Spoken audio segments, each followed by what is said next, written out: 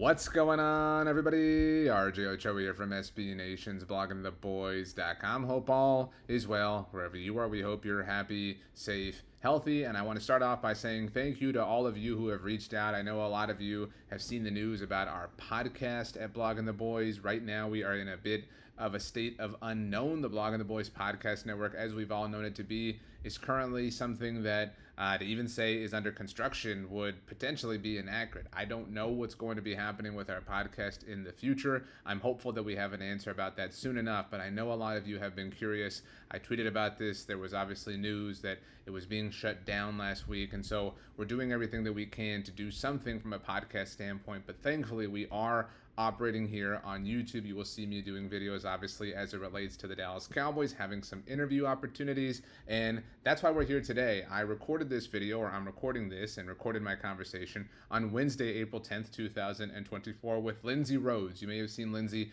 on NFL Network in the past. She's done her podcast a number of different places. She's now on the Believe Fantasy Football Show. She is one of the most insightful people in the world of NFL media. You may have seen about a week and a half ago, she had a clip that kind of took off on Twitter dissecting the Dak Prescott situation. And that was something that I wanted to do with her, kind of get her take, kind of get her spin on this, because here we sit 2 weeks away from the 2024 NFL Draft with no resolution, not just on the Dak Prescott front, but the CeeDee Lamb front, the Micah Parsons front. This offseason has obviously gone a little bit sideways for the Dallas Cowboys, and all of that was, apparently by design, but that doesn't mean that it should be justified. So it's a conversation that I think you'll enjoy. You can follow Lindsay on Twitter at Lindsay_Rose. We'll put a link to that down in the description below. For now, like I said, the conversation only on YouTube. I'll make sure to share it all over social media. If you want to follow me on Twitter or Instagram or Threads, you can do so at RJ Ochoa, or on TikTok at rj.ochoa. Like I said, we're doing everything we can to make sure there is some sort of podcast future, but I don't want to say anything that I don't know to be true. And right now, what I know to be true is we are working very, very, very hard. I also know to be true that this is an incredible conversation that you are very much going to enjoy. Here she is, Lindsay Rhodes, with us now here at Blogging the Boys. Blogging the Boys by the one and only, the incredible, the internationally famous. She is the star of the next Marvel heroine series. Heiress? I don't know the proper word for that. It is Lindsay Rhodes, one of my favorite people in NFL media. Lindsay, thank you so much for joining us here on our YouTube channel. And in a bit of a purgatory sense from a podcast standpoint. What did I know? I'm so sorry to hear about that. I'm sure that you will have positive news on that front soon. And I'm happy that your YouTube community is still thriving. And so there's still a place to put all of this so we can have this conversation today. I don't know what that Marvel movie would look like. Like we're like crunching football numbers, up against the clock. Like I don't know. There was I don't know if you're familiar with Arrow, the CW show, but there was like a computer girl that was like the computer person that would handle. She would like handle all the like geographical, like you need to go here. There's a crime happening at this spot, and so that could be you in establishing the most like efficient way to get there. Yeah, that requires me to have a little bit more ability to actually like do the charting with the numbers. I'm more like, give me the numbers. Okay. So I really wanted to have you on in general because I'm such a huge fan of yours. So welcome, first of all. But second of all, you had a Dak Prescott take that a lot of people had some thoughts on, and so I'm curious to get your thoughts on that. But what I am a fan of yours specifically on is you seem to just have an infatuation with data, and you seem to be so willing to question data and so willing to understand why data is what it is. I feel like there's so much data available now that people just kind of accept it as gospel for whatever reason. But you're somebody who, I don't want to say always zigs when people zags, because some people just zig to zig. I've used a lot of words that I didn't anticipate using already here, including a touch close with heroin. But either way, that's a weird moment at the top. But that's how I love looking at the NFL through your brain. And so I'm very excited to look at the Dak Prescott and Dallas Cowboys situation that way. That's kind. I appreciate that. I feel like one of the things that comes along with it is beneficial. There's so much that's negative about having not played football, right? Like, sure. I mean, I didn't play football. I know a lot of girls do now. They didn't when I was growing up. That wasn't really offered. So this was not my experience. So I clearly come to the table with that on-field experience. But I think, and so there's some, early in my career, that was something that I held on to that I was a little bit defensive about. Like I had to prove myself constantly. Now I come to see that as like a positive that can come to the table because I know that I don't know everything. Like that's a given. So then you say, okay, what do I bring to the table? And that's, 20 plus years of experience talking to people and going through living through different storylines, having access to different people at different levels and taking in all this information. And I do think that one of the things that I can bring to the table is like asking questions and questioning what we think we know. And that's one of the things that I actually love the most about this new data explosion and the analytics and stuff. And I know people are like, oh, analytics, and use that word like it's a dirty word. One of the things that I love about it is that we now have access to say, okay, so we think that this person is not good, but is that what the data says? We think that this team is doing this one thing well, but is that what the data says? Like you can kind of go check your work and see if your impressions and your biases are actually accurate or not, and then if not, like, then why? Or, you can start asking yourself a lot more questions. We were talking before we started recording about Tony Romo back in the day. And I thought about him with regards to this whole Dak thing, but also the fact that we have more information now. Because I remember back in the day, Tony Romo, the narrative was, and the conversation that we always had was that he wasn't clutch. But then there were some stats that you could look at that would say like, but he's actually one of the most clutch quarterbacks in the NFL. And people would be like, yeah, but I have eyes and I can see that he's not. You know what I mean? Like, and so I feel like now there's so much more information that's available to help you kind of parse out that type of a conversation. Yeah, I think that's really well said. First of all, I think there's a lot of power in humility. So your approach to things is really wise. On the Romo thing, you're right. Like nobody was arguing about like his EPA per play or, anything like that at that moment in time. A stat that I always held on to that I wouldn't say invented, but I definitely noticed that I coped with. He never played in a game where he was mathematically eliminated from playoff contention. And I always thought that was somewhat representative of something significant. Now he missed 2 seasons or the majority of 2 seasons due to injury. And so, kind of, cheats a little bit there. But it was cool. It was cool. And it was at least worthy of conversation at that point. I mean, you have to be doing something right as a quarterback because we all know, especially now, how important quarterback play is. So, I mean, if you weren't a very good quarterback, you would not be in playoff contention, right? Like that's exactly off the table. So yeah, I do think you're right about that.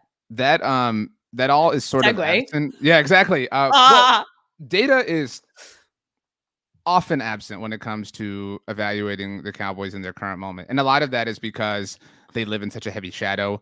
I appreciate Mike McCarthy. I don't know if you saw this in his postseason press conference. He said that they wouldn't apologize for the drought that the team is in. And things like that, I think are noble and notable because it's not Mike McCarthy's fault or Dak Prescott's fault or whoever that Tony Romo failed or that Jason Garrett failed or that Bill Parcells failed or whoever. Right. But they do live in that shadow, and that is a difficult thing. That's a non-calculatable, measurable sort of thing.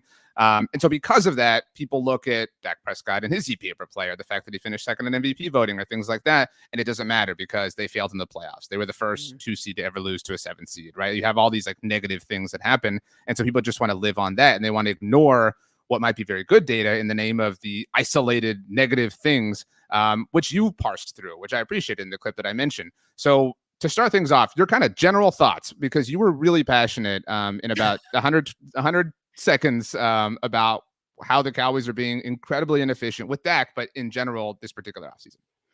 Yeah, and there are so many layers to it, right? That like weren't included in that 100 seconds. And so I'm glad that we get a chance to talk a little bit more. I think that there are so many layers to the Dak thing. First, do you think that he's not a good enough quarterback to win with, right? Like that's like one layer of it to tackle. The other thing is just the approach to the contract in general and the way that the Cowboys kind of historically have approached these types of contracts by pushing them down the road. This question that this question mark at the end of the whole conversation that still remains. Like, are we really seriously going to let him play out this year and without a contract and let him go into free agency? Is that I'm seeing so many articles that are like, it's a legitimate possibility that this is his last year. And so then there's that layer to take in. And the fact that and then if you are willing to let Dak go, and this isn't just a negotiating ploy, which doesn't work in your favor, and we can get into that, but if you're willing to let him go, and you yourself, Jerry Jones, and whoever else makes decisions along with him in that Cowboys front office, you're convinced that maybe Dak is part of the problem, and we're going to let him go, and we're going to get a different quarterback. Where are you going to get that? Like, who is that guy? Like, so, and I mean, I've heard in the last few days the name Derek Carr coming up, and people talking about trading for Derek Carr. And this is just, a scenario that's out there. And I'm like, what in what world is Derek Carr? Like, so just trying to make sense of this in my brain. And I like Derek Carr enough as a quarterback, but statistically, I mean, find me a stat that suggests that he's better than Dak, right? Like, just find me the stat, any of them. And this is, again, not a knock on Derek Carr, but if you're just like, we're just going to get rid of him, we're going to bring in Derek, It's fine. Then, okay, explain to me how that makes your situation better. And if it's just, I don't want to pay Dak, well, guess how much money Derek Carr is making? Because in 2025, he is currently on the books, and these can all be renegotiated and whatever, but he's on the books right now for $40 million in 2025 and $50 million in 2026. The way that current contracts are, and these numbers will change too as different quarterbacks, including Dak, actually get contracts that push these down the list. That would make him the 6th highest paid quarterback next year, and in 2025, the next season, and the 4th highest paid in 2026. So we're like, you're not getting a value. You're not getting this guy at like this huge, massive discount. So that argument doesn't make sense. So I don't even understand how that's a name that people are okay with.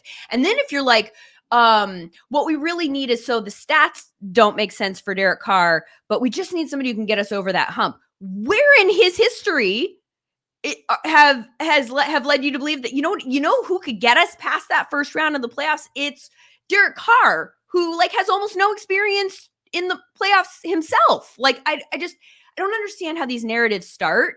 And then I don't understand what the better answer is. I guess that's the ultimate like brass tacks of this, is I don't understand the conversation about Dak, because I do understand the emotional component of fans going like after that game against Packers, like, I'm done. Like, I get it. I totally understand the emotions attached to that. But then once you scale back, you go, okay, and then what?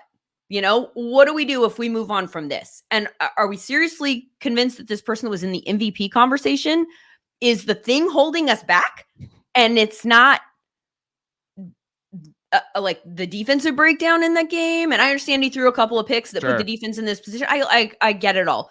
Coaching, play design. Like, I mean, there are so many things that we could attack. And by the way, Dak is not the only, like, this is a systemic thing that we're dealing with these contracts being pushed to the end, because we're also talking about it with Micah, and we're also talking about CeeDee. And are we going to let CeeDee Lamb go into his contract year without a deal too? Like, we're going to take the outside of tackle, 3 of the 4 most valued position groups. You have 3 of the best people in the league at those positions. And you're going to be like, you know what? I don't know. This is just too much. So, I mean, I sort of feel like I vented through you a little bit. I mean, we've all kind of been living that for a while, and it was exacerbated by the all-in thing that just like now is like so annoying. It all that did was just make this so worse. It was just kind of like a, just let us mourn in peace. Like just don't put a spotlight on this. You're making this so much worse by drawing any kind of attention to it. And my problem with it, in addition to everything that you said, is the take that fills my Twitter mentions more often than anything is, they're so clearly tanking. How is that clear in itself? Like there's not anything that there's no North Star that everything is pointed towards. And if you're tanking, fine, but then do things relative to that. Do things to maximize that future window. We're chatting on Wednesday, and on Tuesday, Adam Schefter reported that they might be a sleeper team to draft a quarterback, which, wow, what a shocker that they would draft a quarterback when all 3 of their quarterbacks are in the final year of their contract at the moment. It was very difficult to connect those 2 dots. But beyond all of that, there's a lot of people like, oh, man, Lindsay, I want Michael Penix Jr. Okay, cool. Let's talk about the reality of having Michael Penix Jr. So you mentioned $40 million for Derek Carr. That's currently the money that Dak Prescott's on the books for next year, even if he's not on the team. So you're going to draft Michael Penix Jr. Let's be a little optimistic here and call him a 2nd-round pick in this hypothetical. The first 2 years of his rookie quarterback contract, which is the most valuable financial asset you can have as an NFL team these days, are going to be completely and totally muddied by Dak Prescott being on the books in 2024 and 2025. So you're not even reaping the benefits, the financial benefits that this would offer you, the benefits that you had with Dak Prescott that you contaminated by making the aforementioned Tony Romo a post-June 1st cut in 2017. And even then, it's one thing to see like the Texans have CJ Stroud, the 2nd overall pick, and build around the financial, malleability that offers them. but the Cowboys had Dak Prescott on this 4th-round rookie contract. Like, it was the Brock Purdy of all deals. And we've seen the Niners attack that in certain ways that are respectable. So to your point, to the collective point, I would imagine, even though there are some people who still cape for this front office, they're just, there's no activity. They're simply treading water. They're simply existing. They're just one day older today than they were yesterday, and they have accomplished absolutely nothing. We are talking about a team. This is the week of the Masters, which is a big deal in my personal life, and they have one external free agent signing, one, like a singular one, and that's impossible to believe in today's NFL. After they said we're going all in. And like, after, to your point about why even say something like that if you know you have the ability to understand what your plan is. Right. And when you say something like that and then you make 0 moves, and we're in this position to have these conversations about your most valued assets on your team, your absolute face of the franchise players on offense and defense, and then like it looks like you don't have a plan, which is scary.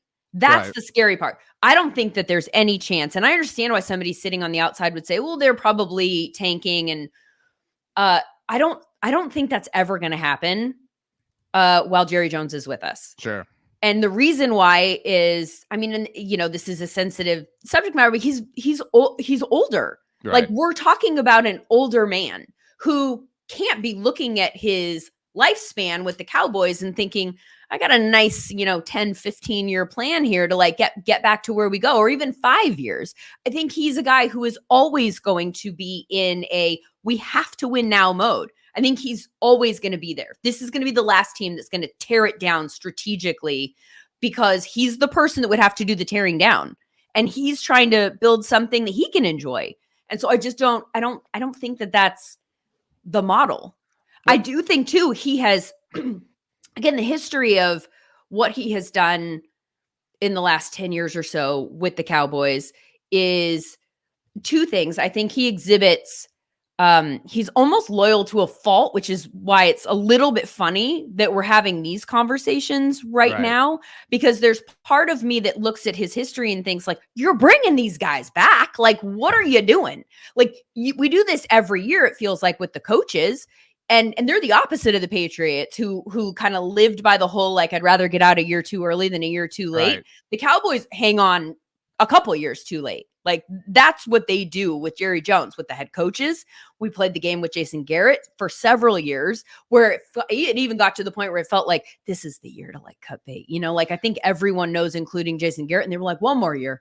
And you're like, okay, let's just make it uncomfortable. And I kind of feel like, to a degree, that almost is where we are with Mike McCarthy. Like, I thought that this was the year they were going to move, and then he comes back after humming and hawing, and we all lived through this uncomfortable thing. Yeah. And then he says, yeah, no, 1 more year. And you're like, okay, but then how is that supposed to make me feel confident that something dramatic is going to change for the future? You're going to change your quarterback who is in the MVP running? I don't understand. And they did this with Dak during his last contract extension. They pushed it right to the end. They did it with Zeke, and they ended up way overpaying and have now a running back contract that we will now talk about for the rest of time as one of the worst running back contracts, because no one's going to pay a running back like that anymore. And they needed him. They might bring him back, to your point. Like, they're so deep down the rabbit hole of dysfunction that they might bring Zeke back because he makes them feel nice, because the good times, right? Like, let's all put on our Letterman jackets. Let's go back to campus and let's just take a 6-pack and like reminisce. Like, that's all they seem interested in doing right now. When I love Zeke, and I'm super grateful for the fun times, but he's not a functional player. I don't know how anyone, you do such a great job at evaluating this. There's no metric that supports Zeke being an option for you in a legitimate sense in 2024. Yet here we sit. Right. And I mean, certainly they're not going to pay him anything close to what they paid him before. And if they do, and if they overpay him because of the star in his background, then like, that's another conversation. But yeah, there are so many problems. And the thing with the Dak situation is that if you are going to sign him to a contract, if this is at all something, if they haven't decided in that front office that like in our private meetings with him, we know things you guys don't know on the outside. Sure. And I just don't think that he has it, or, whatever it is, right? They're like, he can't do it. If that's something that they've decided, then that's a different story. But if they think that Dak is good, then they got to sign him now. And they should have signed him a year ago, and they're already late, because he has all the leverage in this conversation. They have no leverage whatsoever, because even in the last time when he went into a prove it year with a tag and he got hurt and missed most of the season, everyone was like, oh my gosh, that's so sad. What happens to these players? He's hurt and he can't even earn a living, and he got screwed. And then he got paid. He got paid a near top of the market at the time. Let's see, his signing bonus, $66 million, coming off a year where he hardly played because of an injury and hadn't proven that he was healthy enough to play the next year. He gets a $66 million signing bonus, the most ever at the time. $75 million due to him in year one, the most ever at the time. So they didn't even get a bargain there, and he didn't even play. So we're going to take him into a prove it year where he has to win the Super Bowl in order to earn a contract. Well, two things there. If he wins the Super Bowl, he just got so much more expensive for you. Like, now you're 100% taking him over the top. He has all the leverage, and he's a free agent. So he could go talk to anyone who's desperate for a quarterback, has all the cap room in the room. You're not negotiating against yourself anymore. And because you've taken him here so many times, what's his loyalty to you? He going to give you a hometown discount? Of course not. He's going to get top of the market money no matter what. So the only thing that makes sense from a Cowboys standpoint in terms of negotiation right now for them to be in this position is if they have internally decided he is not the guy we want to move forward with. And I don't think that that's true. I think that they're just dragging their heels because Jerry Jones thinks that deadlines spur action and this is the way business is done, but it is not the way, in my opinion, the way business is done when contracts escalate the way that they do in the NFL. He's just going to get more expensive. They're all going to get more expensive the further that you kick the can down the road. I'm getting fired up. I don't even care about, like, I'm not even a Cowboys fan. This just infuriates me and I don't know why. It's infuriating when people do dumb things obviously dumb things that fly in the face of logic, right? This is like Jackass without it being funny. You know what I'm saying? And that's all this illogical. Exactly. And I've made that point too. The dude shattered his ankle and you still gave him the richest contract in franchise history as a result of it all. But even the year prior, which was the final year of his rookie contract, they sent him into a contract year alongside his head coach, who you mentioned, obviously Jason Garrett was in his contract year. And they're very specific about that. They didn't fire Jason Garrett. They just let his contract run out because, like Zeke, he's a chosen son of the organization. Yeah. But still, so you've now had this dude go into a contract year, if that happens this year, twice, with his head coach, the most important person in his football life, also in a contract year. Kind of an unstable way to operate. But even then, Dak was very good in 2019, although the Cowboys missed the playoffs. You still placed the tag on him. He was still valuable enough, even after he missed the playoffs, for you to say, you know what, we want you back so badly that we'll pay you what is effectively market rate by way of the franchise tag. And the next year, even after the injury. So you've done that twice after two unfortunate instances. To your point, if the guy wins a Super Bowl, and they're so of the mindset that their brand amplifies Dak or amplifies whoever's associated with them. And I'm not saying that isn't true, but in today's NFL, I mean, the most prominent team in the league is in Kansas City, Missouri. There's just not a place where it's impossible to be marketable, especially if you are on the heels of winning the Super Bowl as the quarterback for the Dallas Cowboys. If you let that happen, you give him all of the Infinity Stones, back to our Marvel kind of cinematic universe here, and he has all of the idea that there's more leverage to obtain is actually impossible. I mean, you mentioned in that clip that we keep referencing that if they drafted a quarterback, they would have the, loosest tinfoil thin, hey man, we actually have a guy. But as it stands, this whole Trey Lance thing, and that also fills my mentions. Oh, Lindsay, they're just they'll let Trey Lance play. Okay, so the Trey Lance who we have seen nothing of for his first three seasons, whose fifth year option they have to pick up this year, and they probably won't because it's $22.4 million. When is he going to play? When is he going to play seriously? And, if he does, what if he sucks? What if he stinks? Then you're here. And even if Lindsay, you let Dak walk and he wins a Super Bowl and you're still happy, and then you have to negotiate with Trey Lance, guess who you just handed all sorts of leverage to now? Because now Trey Lance says, well, Dak is gone. He's playing for the whoever's. You're definitely not bringing Cooper Rush back to be the face of your franchise. I'm the only option you got. And speaking of options, my fifth year last year, we're not talking that number anymore. We're talking an entirely new different number because now quarterbacks are getting paid $60 million on a bad day. So the Dak principle extends to CeeDee. You mentioned it. They're allowing him also to obtain all this leverage. Justin Jefferson's up for a new deal. Jamar Chase, Jalen Waddle, Brandon Ayuk. Any day now, one of these receivers could get a new deal, and up goes the price. Josh Allen got paid, the pass rusher, not the quarterback. today, the day we're talking, Micah Parsons' number went up. They just refuse to understand the just simple economics or simple supply and demand. And they are a team that just completely and totally is this way. You mentioned the last decade. They franchise tagged DeMarcus Lawrence twice. He's a great player, but he's overpaid. Why? Because you got stuck. They franchise tagged Dak Prescott twice, and he's gonna become one of the most wealthy people in NFL history because of your pocketbooks and your inefficient way of operating as a front office. It's maddening to experience on a day-to-day basis, to say the least. I mean, yeah, it is. It's a few things to your point about there being some built-in, like you get a boost from playing for the Cowboys. Like that's an added pro from a negotiation standpoint. There's also an added con that they don't factor in. And that is that whoever that person is going to be the target of Skip Bayless and Stephen A. Smith. And you're going to have your name dragged through the mud. We're going to have conversations about whether you suck after you've been an MVP candidate. Like that is specific to that team. The only other people that go through that are people that are legitimately like on Super Bowl. We're there at the end of the playoff tournament, and like you can start parsing out like I don't know, but are they good enough to get over the hump? Like that is a very uniquely Dallas Cowboys thing. That's the negative that comes from being on America's team. You're taking a lot more shit than any other quarterback is that's played the way that he has.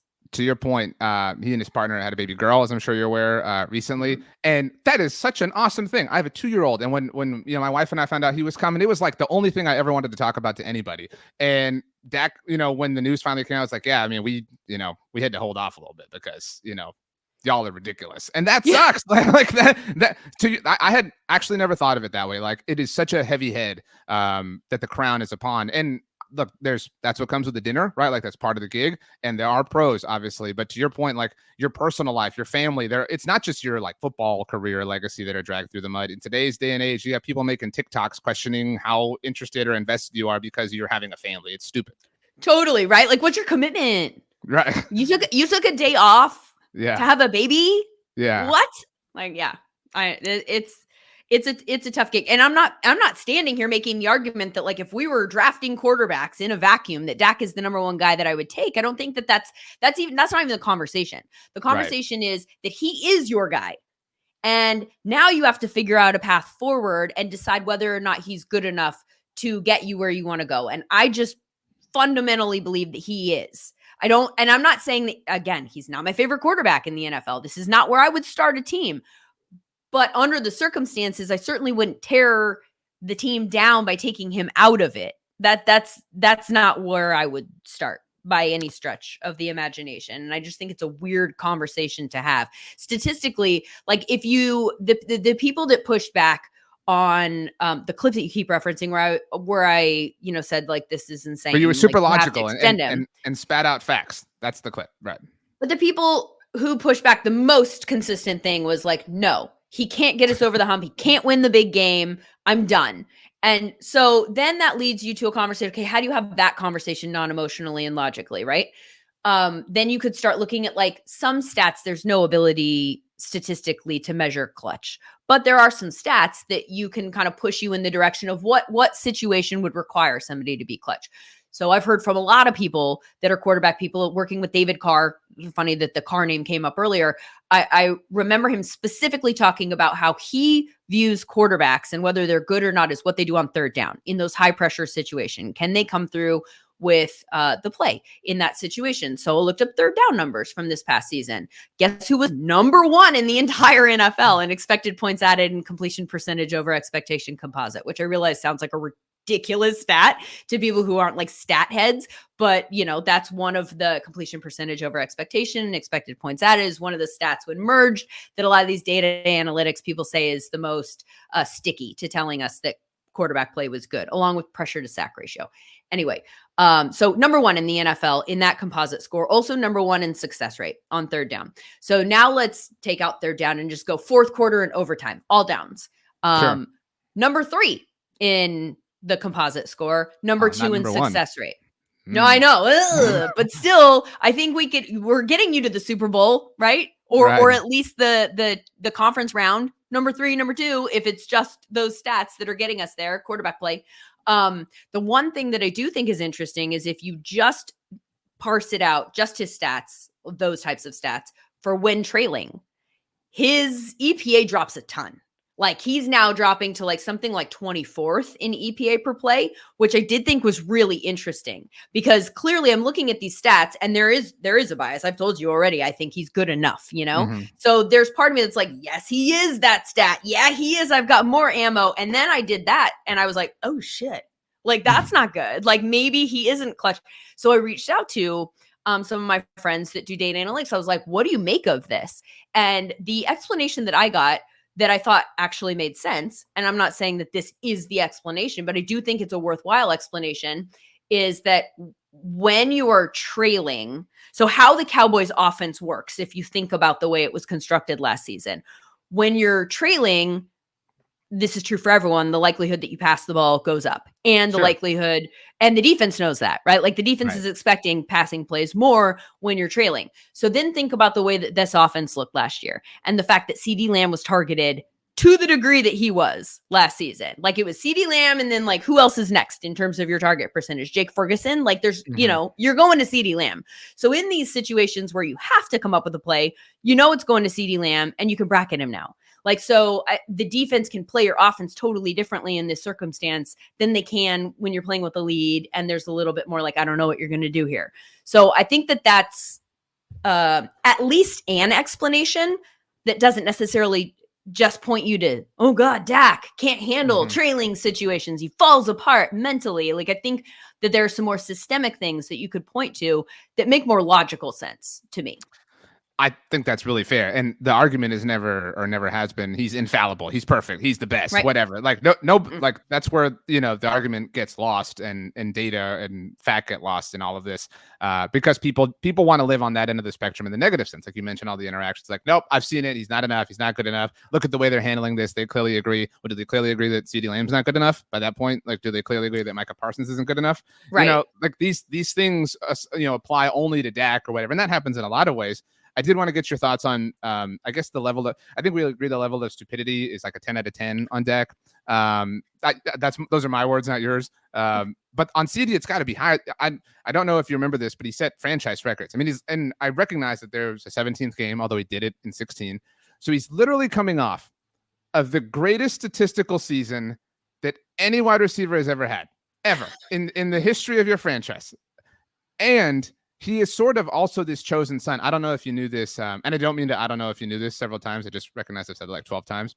The night he was drafted, he did a hit on the local affiliate, and he said he wanted to wear number 10. And like 12 hours later, he's wearing 88. Like this is a thing now, right? Like CeeDee has to be number. Okay, so like you've sort of kissed him on the forehead by giving him that. Then he actually delivers and he becomes that person. If there's any, and unlike Dak or unlike Micah, I know Josh Allen got paid, and I don't know if either of us think Trevor Lawrence or Tua are going to get, massive quarterback money, but they're the two that could this offseason. CeeDee plays a position where the market is like percolating. I mean, you could blink and 5 dudes really up this thing, which is not the case anywhere else. So if there was ever an incentive to get any one player done, you would assume that it would be CeeDee Lamb. Yet here we sit in a week of hearing that he may hold out. He may not necessarily participate in offseason activities, whatever. Why? Like, there's just no reason. And then the people that want to offer that Dak is greedy or whatever. Is CeeDee greedy? Is Micah greedy? Have we just run into the 3 most stubborn people in the history of the world that all coincidentally want to act this way at the same time?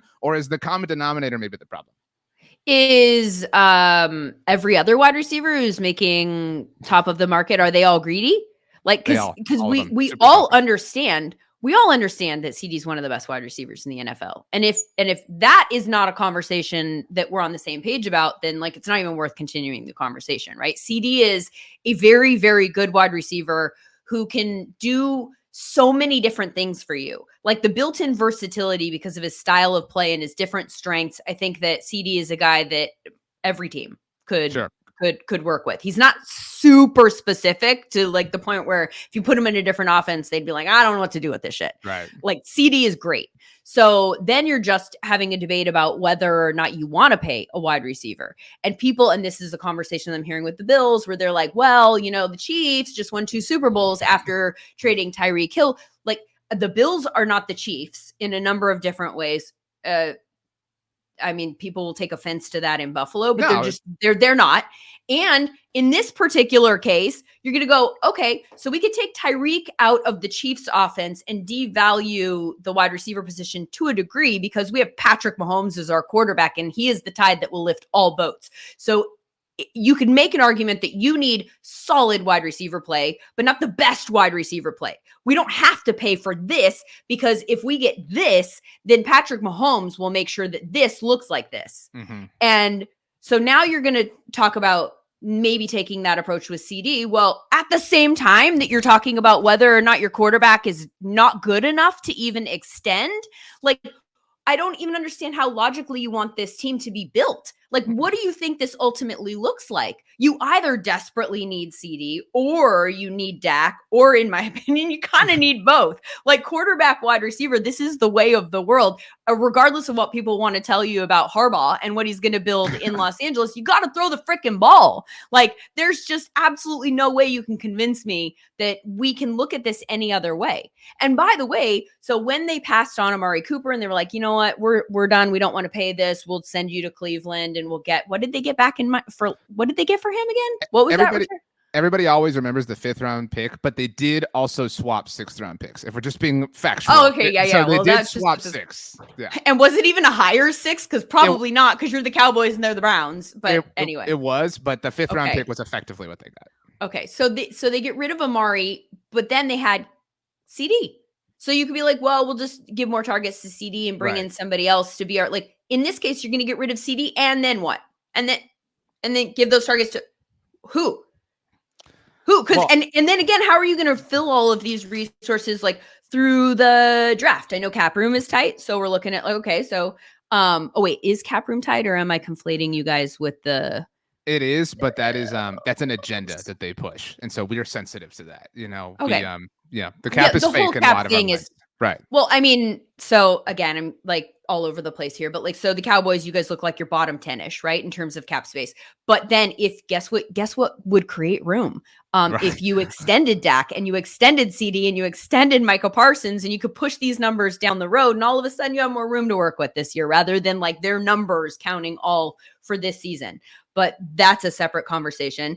With regard to draft resources, according to Tankathon, which is a great draft resource site if you guys are into that kind of stuff, you have the 3rd fewest draft resources this season, the Cowboys, with their 7 picks, starting with 24, 56, 87, 174, and then 3 in the 200s. So with which draft pick are you going to resupply all of these situations? And then I, the Adam Schefter thing you mentioned, that he had said that they could be a sneaky team to go draft a quarterback.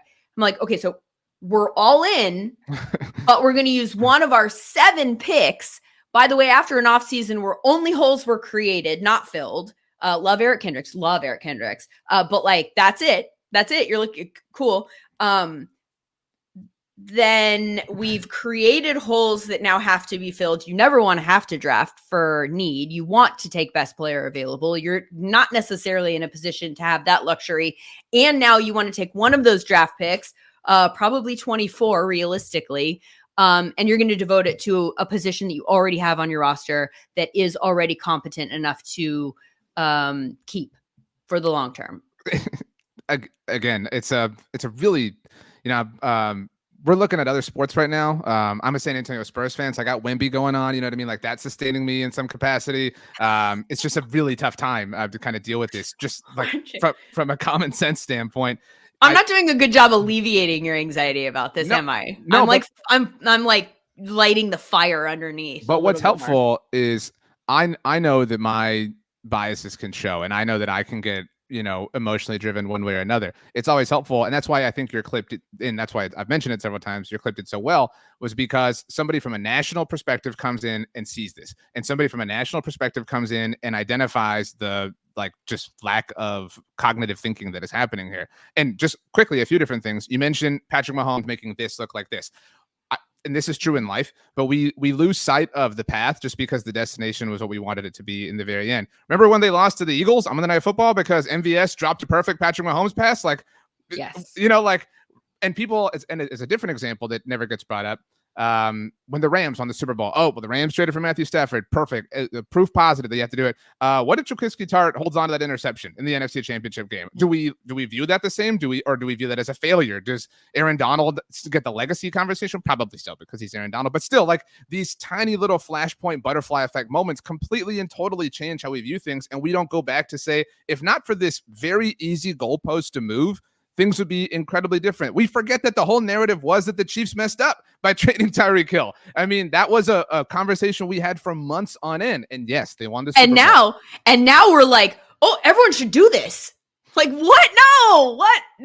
It's silly. I mean, and it's just the way it goes. And I can accept that on some level. But what I can't process is the lack of logic. You brought up Jake Ferguson. So I'm Jake Ferguson now, and you took Dak Prescott and put him through the ringer for all of his contract negotiations. You took CeeDee Lamb and did the same thing to him. You took Micah. These are, like, I'm confident in myself, but these are the 3 best players on the team. So if you think that little of them, what are you going to do to me when my time comes? I mean, yes, there's an allure to playing for the Cowboys and whatever you believe that to be from a quantitative standpoint, but I mean, what I don't know that the NFLPA has like this on their survey to like poll people on, but I have to imagine the Cowboys would grade out poorly, like respectability for how you treat your stars when it comes time to actually pay them, especially when their hallmark saying is that they want to pay their own. Who are the own that you're paying? Because the most cool, you brought back Chuma Edoga. We're all very excited about that and happy for Chuma. No offense to him. You're kind of missing the situation and failing to read the room. And that's what everybody's trying to scream at them. Yep. I'm a big process person, as opposed to some binary, it's this or it's that. I think in these cases, in order to have an intelligent conversation about teams, roster builds, all that kind of stuff, you have to be able to see gray. You have to be able to say, okay, maybe they're approaching it from this way. What's the process? And I think that's the most confusing thing for me with Dallas, is that there doesn't appear to be a strategic process in place. And it's not that I disagree with the process. I don't see a process. Totally. Right? Because like with Detroit last year, and this is a team that, I mean, since Dan Quinn took over, I've been screaming from the rooftops. I'm like, this is going to work. This is going to work. Like year 1 that he was the coach, I was on DirecTV's Fantasy Zone channel, like to the point where my colleagues were like, shut up about Detroit. They've won like 3 games, Lindsay, like stop it with your love affair. And then now this past year, I felt very vindicated or validated, whatever the word might be. Both work. But I thought that, you know, there was a process there, and I saw what he was doing that doesn't even necessarily align with like data science. But to the original point that I was going to make, I watched their draft last year in terms of positional value and what they did. And I went, I do not like this draft. I don't like using your high value resources to go get the lowest possible position value, guys. You're getting tight end. You're getting linebacker. Like, what are we doing here? Like, running back in the first round. You're like, you're completely running back, the lowest positional value. Right. So, but at the end, they at least had a plan. They had a process. I disagreed with the process in that particular way, but it was clear that they had a plan, and I just didn't like the way that they were building. Now, obviously, they had a ton of success, and all of those picks hit, and so it looks like you're just like splitting hairs. If you're like, what, you shouldn't have taken them there for value on a future contract, like whatever. The point is to win games, and I get that this helps you do that. And that certainly has a ton of value to Detroit, right? Like just getting some dubs and getting to the playoffs and stuff like that. So this is not my issue with Dallas, is just the lack of obvious process. And I don't know that they have one.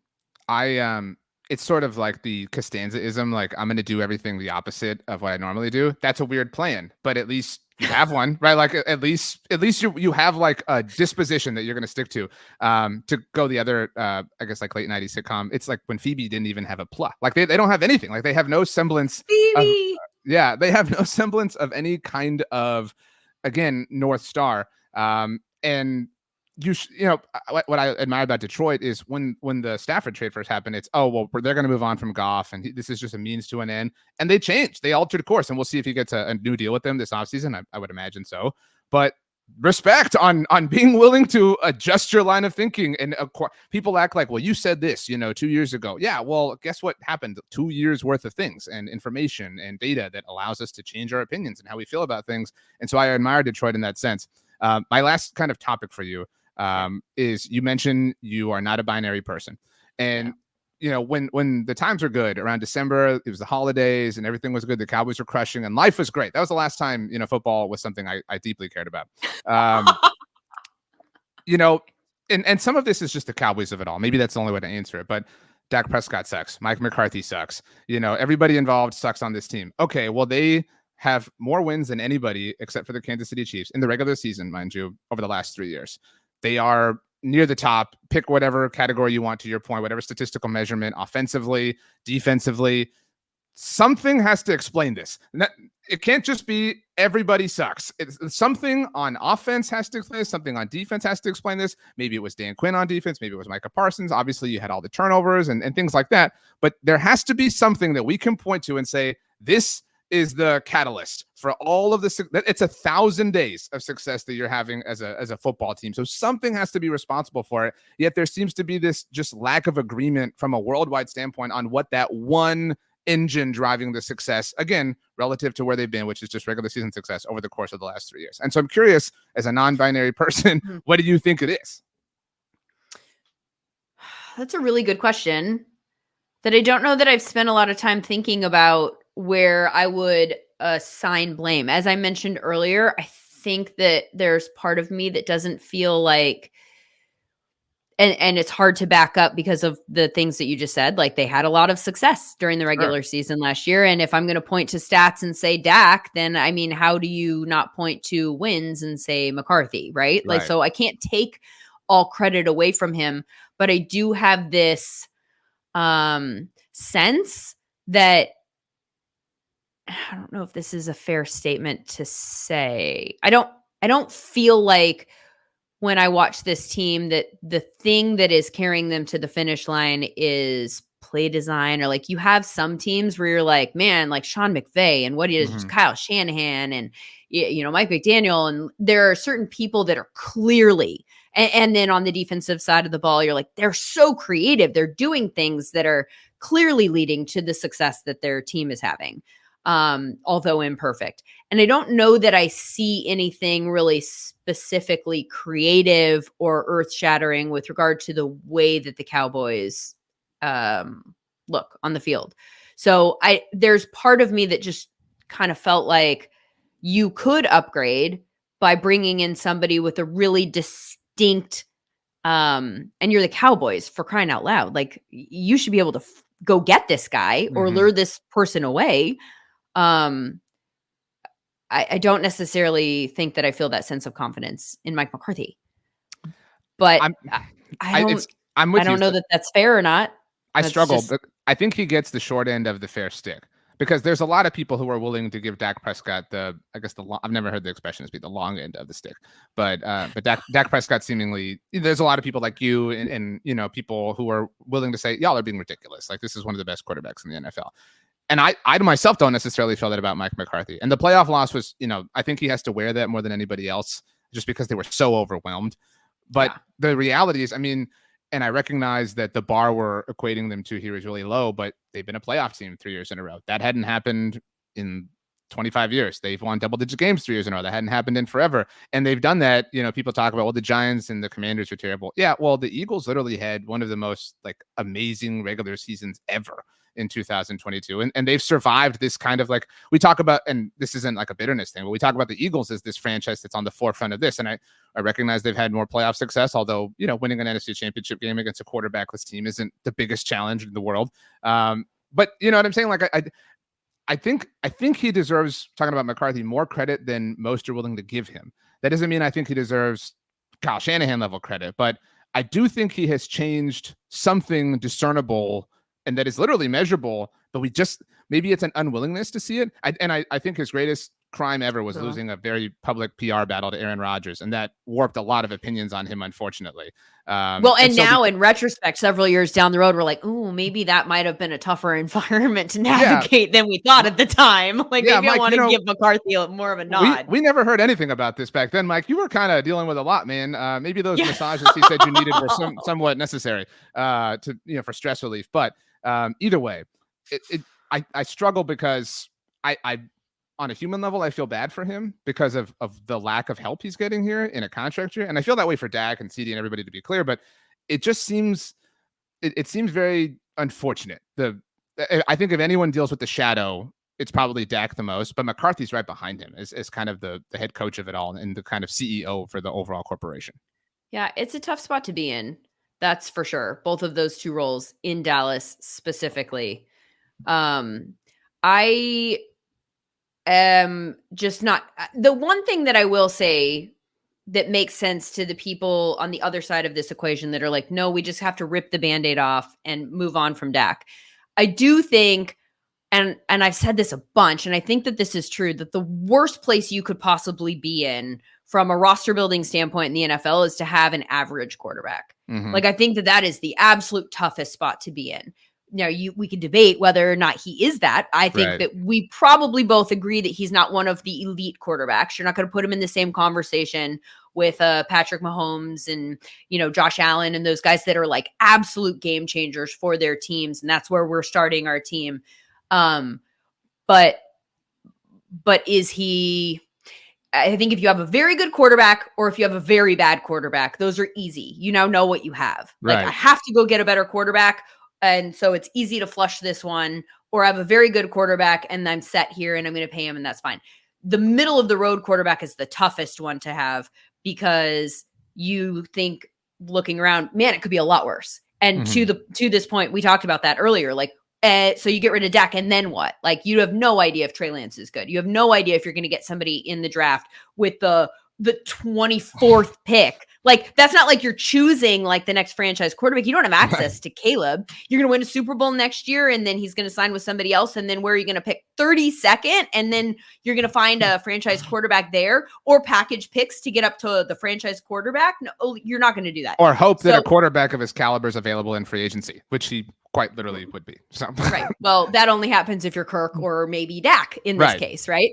So I do understand that if you think that Dak is just an average to slightly above average quarterback, I get the thought process of being like, we are in no man's land. And so just tear it down and let's go find another one because we're not going to get over the hump.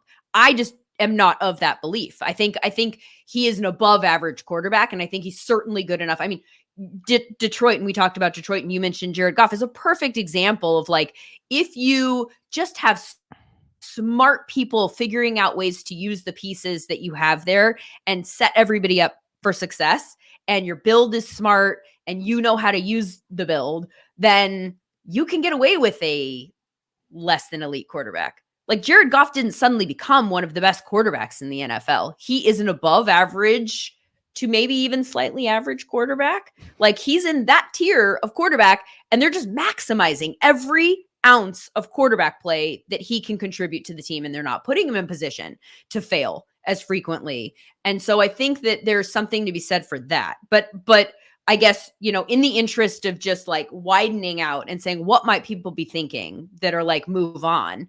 If they think that he is just an average quarterback, then I think that is an incredibly tough position for a franchise to be in because there are no easy answers and you just got to take a risk. I just don't think that the Cowboys are, I think they're a risk averse team for all of the reasons that I said earlier with regard to Jerry Jones's age, with regard to the loyalty factor. He clearly has a hard time moving on from people who are his people. And so I just don't think it's going to happen. And that's why this is so infuriating for me, because I think it's just really bad business to kick the can down the road if you're going to pay him eventually. And I think they're going to pay him eventually. Yeah, and when they do, they will have clearly lost all the negotiations and they won't even have reaped the benefit of the salary cap space that you talked about. That's why we all advocated for, hey, do this in early March so that you can, Eric Kendricks is great. Respect, but what would be cool? 100 Eric Kendrickses. You know what I mean? Like, so why, the moment is really lost. which is frustrating, but we just have to kind of sit and stew in this like room temp water that is rapidly cooling and making the experience really awful. But this wasn't awful. This was delightful. Lindsay, so you do a million things everywhere. I can't even like put a thumb on it. So right now you're doing the Believe Fantasy Show, which is where the clip was from. I would love if you could plug anything and everything. And if you could continue to podcast forever and ever, because I always learn something. Oh, that's so kind of you. Yeah, I'm the Believe Fantasy Football Show is the only thing I'm doing at this very moment. Trying to figure out what the next like podcast iteration might look like. And so hopefully I'll have some news for you on that at some point soon. But for right now, I can be found on the Believe Fantasy Football Show, wherever you get your podcasts or YouTube, all that fun stuff. Do you have a Netflix recommendation? Anything? Since we're trying to distract and distance ourselves from football. Oh my God, what to watch? Actually, I need that because my husband is obsessed right now with The Gentleman on Netflix. Have you seen that? I have not. Okay, so it's a Guy Ritchie show, which I'm not really a Guy Ritchie vibe. Like that's not really, top of the list for me. And it's very Guy Ritchie vibey. And it has one of the guys who was in one of the White Lotuses. Anyway, it's fine, but I'm not in love with it. And so I too am looking for a Netflix. I'm like, I need a binge because the only thing there, we have all these movies on the list because like nobody goes to the movies anymore. So I still haven't seen Oppenheimer and I still haven't seen, they're all like 3 hours long. So every night after I put my kids to bed, I'm like Oppenheimer. And I'm like, I can't do 3 hours right now. My wife and I had to do it over 2 sittings. It was difficult. I was too exhausted and I couldn't handle it. So I was like, look, I'm sorry. We got to call this. But it was worth it. It was worth 2 sittings. I would recommend Oppenheimer. Oh, man. It was. What did you think of Flower Moon?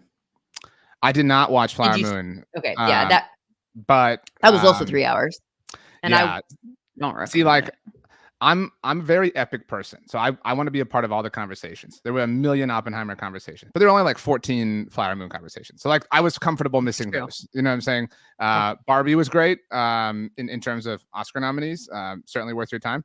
And if you need a show, I can't really recommend the show because I've only seen one episode, but I finally started The Crown. My wife loves it. Oh my God, I love The Crown. Yeah, I've watched all of those. So I'm one episode in. And turns out pretty cool. Turns out like this show that a lot of people really like is really good. So, congratulations to me for being. They ended that. They ended that a year too early, man. There's a lot going on in the world this season. Yeah.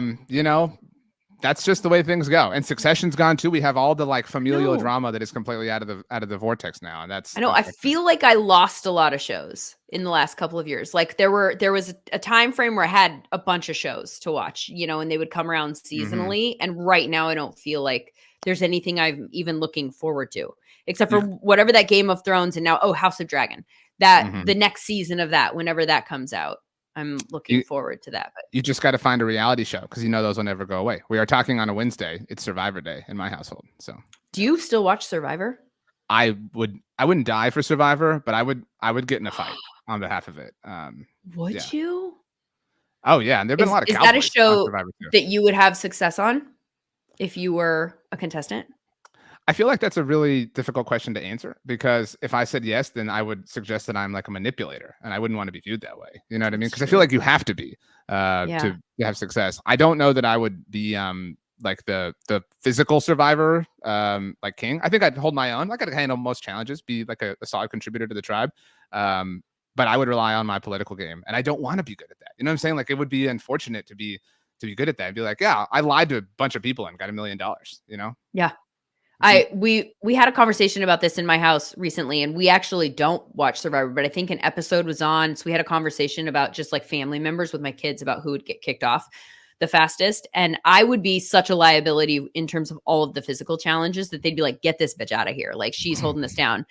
My husband, who is good at everything like that kind of stuff, he would crush it in all of those challenges. He'd be the guy, but that'd be a target on your back, even though he'd be so nice. I think he would get far enough because people would be like, we're going to keep him because he's nice to everybody. And then he's also good at these things. But at a certain point, he can't go any further and he would get eliminated. So I think it's an interesting strategic game. He'd have you as an ally, though. Like you could handle all the political things on his behalf. Oh, yeah, yeah. You know what I'm saying? Like you guys so good at that. I wouldn't be. I'd piss somebody off immediately with my strong Dak Prescott takes or something. See, that's the thing. And then you get the people who like lie about their professions. Like, I'm a lawyer. I don't want anybody to know. Like, you're all here for the same purpose. Like, they're not going to think you're better at lying. Like, that's a weird thing that people always lean on. It's like, I have to lie about my profession. They're going to think I'm too smart. You know, they're going to think you're too smart if you are of the mindset that Dak Prescott's a functional quarterback in the NFL. That's how you truly out yourself on Survivor.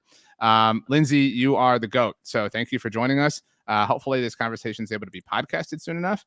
And yeah, so I'm just in a purgatory in a lot of senses.